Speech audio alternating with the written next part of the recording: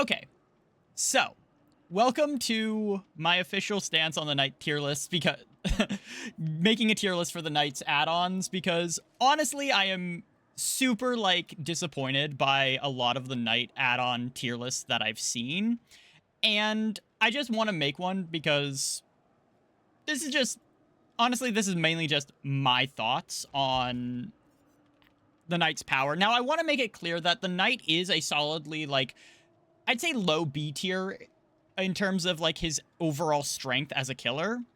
So we're just going to keep that in mind as we go through this tier list. I think we're going to start with the iridescence and then progress down the and progress down, because actually no, we're going to start with the comments. Okay, so first up we have Gritty Lump. Now, Gritty Lump, we can actually scroll down and find what all of these do. So Gritty Lump has the effect of increased movement speed of guards during their patrol phase by 9%. It's actually, I believe, 10. No, it is 9%. Now, this is objectively Knight's worst add-on, and I have no problem just throwing it straight into D tier. The reason being is that while it may seem like you want your guards to move fast, in many cases, because your guards, that extra speed at the start of their patrol path means they're actually most likely moving away from survivors that you want them to be catching. And it can really, and you might get one or two more laps out of your guard on their patrol, but that it really does hit you hard when it comes to sort of sniping survivors with your guards. Next up, we have Map of the Realm, which Map of the Realm increases the vision range of your guards by 2 meters. This means that the detection circle that guards have will be 2 meters. Is it the radius or will be 2 meters wider in every direction. This effectively increases the diameter by 4 meters, which can be good, but it is, and don't get me wrong, this is a good add-on, but recently with the Knight's buff, with the Knight's last buff and his add-on pass and whatnot, this used to be one of his best add-ons, and a lot of people said you needed to run this in order for it to be playable, but it's definitely not that good anymore. It's still a good add-on, don't get me wrong. It doesn't actively hurt you, but it's not going to be his best add-on. So we're going to put that, I think we're going to put that at the high end of C tier, low end of B tier. I might change that. I'm not entirely sure yet. Then we have Pillaged Mead. Pillaged Mead reduces the duration of the break action of guards by 10%. The main problem with Pillaged Mead is that it just doesn't give enough of a bonus to actually be noticeable. On Carnifax, it reduces the break action by I think it's 0.2 seconds, if kinda. And then on the other guards, it's 0.5 seconds. So this is very clearly bottom of C tier. It doesn't actively hurt you like Gritty Lump does, but it's not good. It's absolutely not good at all. Then we have our final common add-on, which is going to be Tattered Tabard. Now, Tattered Tabard extends the duration of the patrol phase by 8 seconds. This is insane. Genuinely, if we look up at the actual trivia on patrol duration and whatnot, Tattered Tabard does a couple interesting things. For starters, it increases Jailer's patrol duration to 30 seconds, and then it increases the patrol duration of Carnifax and Assassin to 20 seconds. This is huge. It's literally more than double well, it's not more than double, but it's literally just free uptime, and it gets you so much value, especially because it turns the Jailer's 24-second patrol duration into a 30-second patrol duration, which is the same cooldown as Assassin.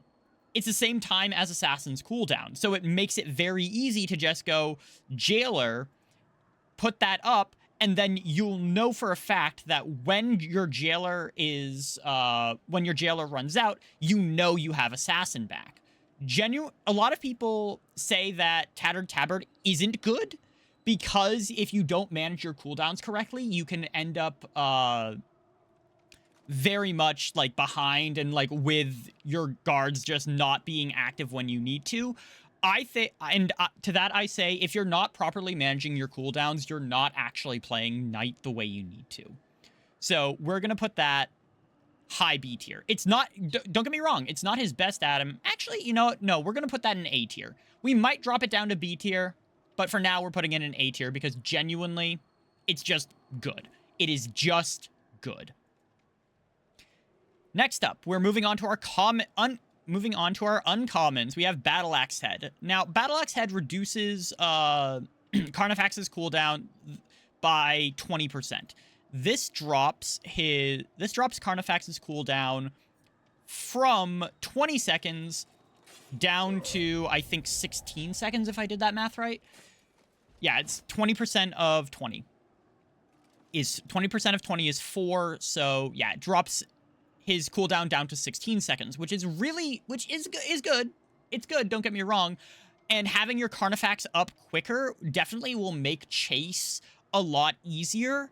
But I genuinely think that there are just other better add-ons that you can be running in this tier. So we're going to put that solid B tier, maybe low B tier in terms of what it actually does. Call to Arms. Now, I don't think anyone will disagree with me when I say that Call to Arms is the Knight. Currently, it's the Knight's best add-on. It increases the max length of your patrol path of all your guards by 10 meters, which is so crazy, and it increases the movement speed of drawing your path by, 25%, which is 2.2 meters per second.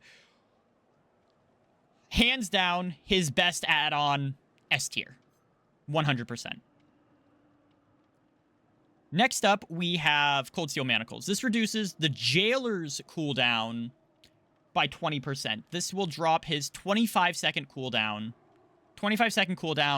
down to 20 seconds, which Jailer is useful at pressuring survivors, but he's not only really going to stop them from doing stuff other than running.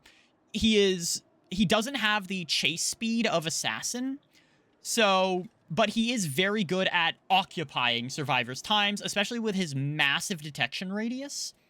He can very easily keep survivors busy, and he doesn't require the accuracy of of Assassin or Carnifex in order to get value from. And he also has just a massive patrol time, so having him back quicker is always good.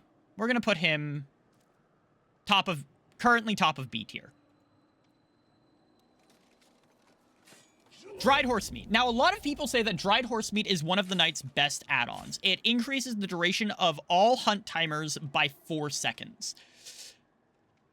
Honestly, I don't think this is a big enough, I do not think this is a big enough bonus to actually mean anything. For example, that increases, yes, we're doing a Dead by Daylight, Night add-on tier list. Welcome in, Starshine. We're currently talking about Dried Horse Meat, which increases, the hunt duration of all guards by 4 seconds. That increases, Jailer's hunt duration from, where is it? Hunt duration 24 seconds up to 28 seconds. And then Carnifex and Assassin. It is jerky. It is very much jerky. Increases their hunt durations up to 16 seconds. I'm not going to lie. The only time that I think this will be useful is if you're trying to spam out Jailer to keep survivors busy, or if you're trying to use Carnifex as a chaser. Assassin, if you're using Assassin as your main damaging guard, you don't need dried horse meat. He can catch up during his hunt. Does it make the hunts a little more likely to succeed? Yes. Is it absolutely amazing? No. But I am still going to put it pretty high. I think I'm going to put it... I'll put it bottom of A tier. Actually, no. I'll put it top of B tier for the time being.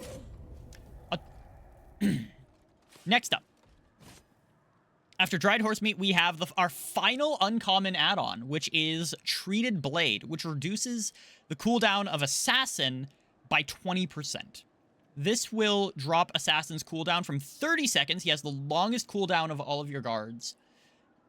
You'll drop from 30 seconds down to, I think, 24 seconds? If you can hear the moaning in the background, that is my cat. My cat is very, very loud. So, cooldown of Assassin is 30 seconds. Treated Blade drops it from 30 down to 26, if I did that math right. Knocking 6 seconds off the thing, which puts it on par with Jailer as a slightly faster cooldown than Jailer. Really, really good, especially if you're wanting to pressure survivors with Assassin rather than Jailer. And you can also, like, couple this with something like Map of the Realm to give your Assassin a little bit less of a need to be super accurate with him. So, and just having he is the most dangerous guard for survivors, hands down, at this point in time. So we are going to put that bottom of A tier. Okay. Now we move on to our now we move on to the green add-ons, which these are okay. Broken Hilt. Guards get, it gives you sloppy butcher for your guards. Not great. It's good. Could be better. There's a better option in Blacksmith's Hammer, but we'll get to that. So we're going to put that at the top of B tier. Genuinely, I don't think you can ever go wrong by putting Broken Hilt on your build, but I do think that there are other better options. Mind you, that's just how I play Knight. Grim Iron Mask.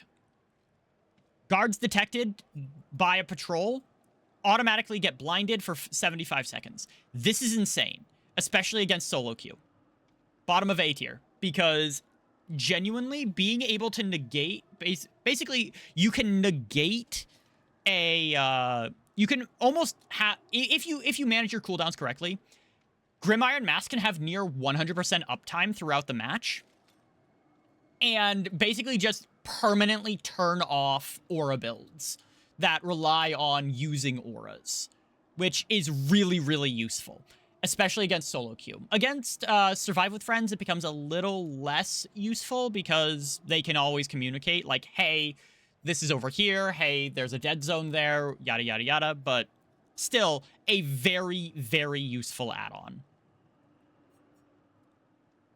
Ironworker's Tongs. Survivors that escape the guard hunt become oblivious for 60 seconds. Now, on the surface, this looks to be kind of like Grim Iron Mask, but it requires you to fail. So for that reason and that reason alone, I'm actually going to be putting it in B tier. I'm going to be putting it I would say it's actually, I'm going to put it at the bottom of B tier, because I would rather have my Carnifex back faster than have oblivious survivors after my guards missed, because if you're missing your guards, you're failing. And genuinely, you shouldn't be failing. Sharpened Mount. Increase the spawn duration of standards by 15%. So this is in reference to when a guard detects a survivor, after a short duration, a flag will materialize. For Carnifex and Assassin, it's 5 seconds, and then for Jailer, it's 10 seconds. This increases it by, honestly, a mediocre amount. It will... So, what is it? 15 seconds? 15%? Yeah, that increases the guard... That increases the duration of the flag material time on this to 11.5 seconds, and then on these two, it increases to like just under 6 seconds. It's genuinely... It's on the same idea of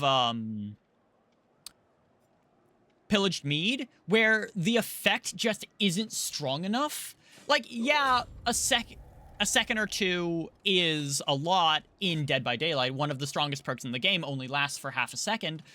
But against Night, against good survivors, this is going to be meaningless. And against bad survivors, they're not going to stick around to try and grab the standard. So for that reason, I'm actually going to put it middle of C tier. For our final uncommon add-on, we have... Sorry, rare add-on. We have Town Watch's Torch. Grants undetectable while a hunt is active. Genuinely an invaluable add-on if there's a lot of line of sight blockers. So on indoor maps or high-walled maps, this can be absolutely game-changing. I don't think... I'm gonna put... Honestly, I'm gonna put it right here. No, I'm gonna put it I'm gonna put it just above Treated Blade. Because genuinely, being able to almost at will turn off your terror radius is insane. And again, if you manage your cooldowns, you can get so much uptime with this and really sneak up on survivors. Again, it does kind of fall flat on maps with a lot of like open sight lines. But if you're playing on those maps, Night is going to be struggling anyway. Overall, being able to just go undetectable is so good. And you can, if you couple it with, why am I blanking? Call to Arms. There we go. If you couple it with Call to Arms, you can absolutely scare the shit out of survivors because all of a sudden a guard materializes by them and they have no idea which way to run because the guard materializes, they get caught, they run in a direction, and suddenly you're there with no terror radius. It is genuinely kind of scary. Next up, we move on to our very rare add-ons. So, this is gonna suck. I'm not gonna lie. Blacksmith's Hammer. Broken for 60 seconds when a guard... It puts forced penance on your guards. So, broken for 60 seconds when your guards hit a survivor. Actually really, really useful.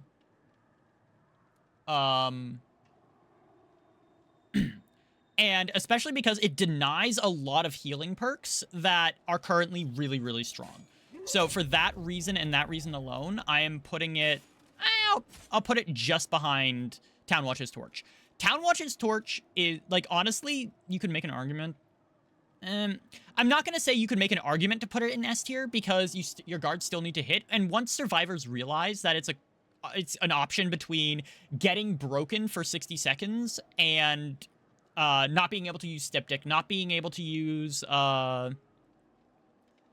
any of their healing perks, not being able to use anti-hemorrhagic syringe, you genuinely... You'll just have survivors running into you and just taking the hit from you instead. Then we have Flint and Steel, which after you summon your Carnifex, which is your pallet breaker and your gen breaker, the aura of all survivors within 24 meters of unbroken pallets are revealed for 8 seconds. Now, worth noting, this only applies, I believe, to downed pallets that have not been broken. So now in this game, you're going to want to break pallets. If you're just leaving every pallet not broken, then there's something wrong with you.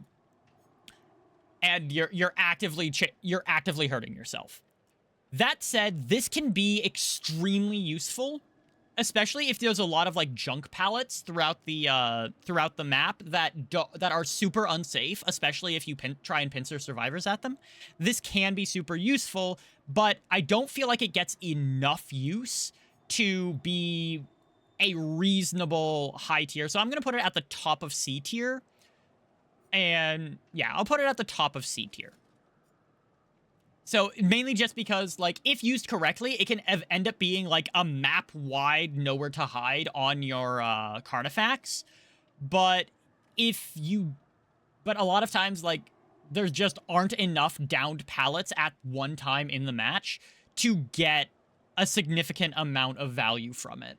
So, and especially because you're going to be using Carnifex to break pallets mid-chase, you'll get like 8 seconds of value from it, but you're already chasing the person, so it doesn't really do anything. Next up, Healing Poultice. The aura of all survivors within 8 meters of the assassin's spawn location are revealed for 8 seconds. Aura reading is okay. It's not great. If you know that survivors are there, then they are. If this hits a survivor, if this reveals a survivor, odds are it's going to trigger a hunt. That survivor is going to be in a hunt. So, and by that logic, you know that the survivor is there already. It can be good to tell you how many survivors are in an area, but I feel like the radius is just too small to warrant putting it like above C tier. It's just not good. But it doesn't actively hurt you. Then we have Jailer's Chimes. Jailer's Chimes is another aura revealing add-on that when you summon the Jailer, after you summon the Jailer, the aura of any survivor that crosses his patrol path is revealed for 8 seconds. This is just bad. This is literally just bad. I'm putting it above Gritty Lump because it doesn't actively hurt you when it's active, but just barely. Like if you have a survivor crossing over the Jailer's patrol path, that's a problem. That shouldn't be happening. And if it does, then odds are the Jailer's going to catch them. So, no, the Jailer's Chimes just isn't it. Now we move on to our iridescent of... Jesus Christ. This is going to ruffle some feathers. Iridescent Company Banner. All windows that are hit with the patrol path become blocked to all survivors for 25 seconds after summoning a guard. And while all windows vaulted by the hunted survivor become blocked to all survivors for the duration of the hunt, and the exit gates become blocked for hunted survivors for the duration of the hunt. This is essentially Bamboozle, Crowd Control, and Blood Warden on an add-on for your guards. It's really good, but it's very situational and very hard to use. That's the main problem with it. The main problem with it is that once survivors know about it, they know they're going to expect it. When survivors expect things, it becomes much easier for them to counter. Because any survivor that knows how to chain loops, this isn't going to really affect. And the moment survivors know that you have this, they're not going to wait around in the exit gate. They're just going to leave. Excuse me. It can get some pretty good value if you have, like, if you like shut off a god window and force survivors to run back into you. I have a clip on my thing on my in my clips. I have a segment where I did just that. So it's actually, so this can be good, but it's just not super viable all the time. And for that, I'm going to put it towards the bottom of B tier. This leaves Contract. Iridescent Knight's Contract causes guards to linger around for 8 seconds after completing a guard order, triggering a hunt should they detect a survivor. This is bad. And here's why. Here's why. When you use guards to break something, odds are you're using the Carnifex, who is your weakest chaser. Which means that you're going to maybe have survivors be detected by your weakest chaser, triggering a guard hunt, which is going to keep him off cooldown, which is going to keep him busy and not on cooldown, so you can't break the next thing that you need to for longer. This actively hurts you. At best, it keeps one of your best breakers, it keeps your best breaking guard away from you for longer, and maybe you'll get a hit if you try and use Jailer or something, or Assassin, like good chasers to break shit. Survivors are gonna look at this and go, okay, I'll just leave for 8 seconds and then come back. And like, if it's Jailer, it's like, okay, I'll just run away and go to another gen. And the moment they realize, like, hey, survivors, hey, so like, it can be useful, but I genuinely don't think that it gets in, like, it's better than the aura reading add-ons, I'll say that. So we'll put it at the top of C tier. So yeah, this is my tier list. We only have one S tier, which is Call to Arms. Then we have Tattered Tabard, Town Watch's Torch, Blacksmith's Hammer, Treated Blade, and Grim Iron Mask in A tier. Broken Hilt, Dried Horse Meat, Manacles, Battle Axe Head, Banner, and Tongs in B tier. C tier is Contract, Flint and Steel, Poultice, Map of the Realm, Sharpened Mount, and Pillaged Mead. And then in D tier, we have Chimes and Gritty Lump. I'm not gonna lie, a lot of, so, straight up, I'm not gonna lie. When I say that if you showed this tier list to any other Knight main, they would laugh at it. They would agree with some of it, but they would probably laugh at a lot of it. So, yeah. You know what we're actually gonna do? We're gonna snip this. We are going to go new.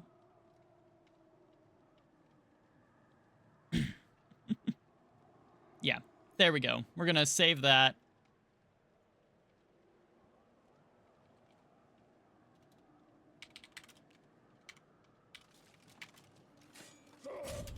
Add on. Okay.